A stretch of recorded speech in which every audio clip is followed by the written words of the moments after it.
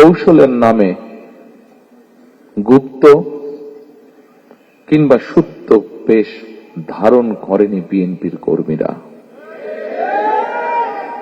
বছরের পর বছর ধরে অসংখ্য গুম খুন অপহরণ, মিথ্যা মামলার হয়রানি, নির্যাতনের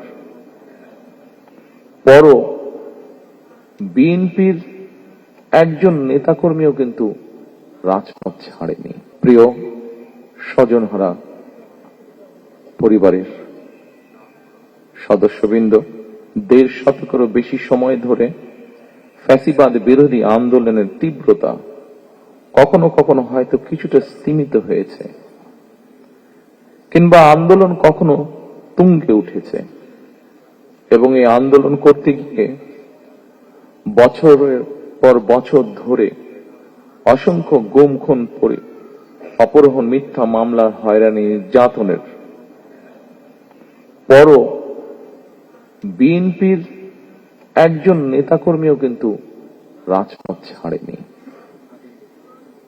একই পরিবারের এক ভাই গুম হয়েছে, আরেক ভাই গিয়ে তার জায়গায় পরের দিন রাজপথে আন্দোলনকে আরো তীব্রতর করার প্রতিজ্ঞার শপথ নিয়ে দাঁড়িয়ে গিয়েছে। RICL TMX, যুগের পর যুগ স্থাপনা থাকে মজবুত। কৌশলের নামে গুপ্ত কিংবা সুপ্ত বেশ ধারণ করেনি বিএনপির কর্মীরা।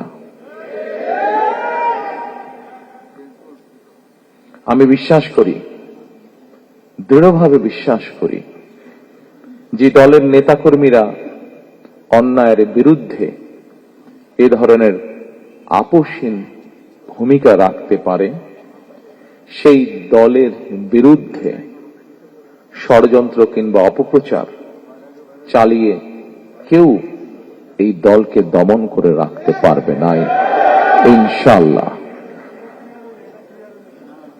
ফ্যাসিবাদী আমলের নির্যাতনের শিকার আমার সামনে বসা হাজারো প্রিয় মুখ,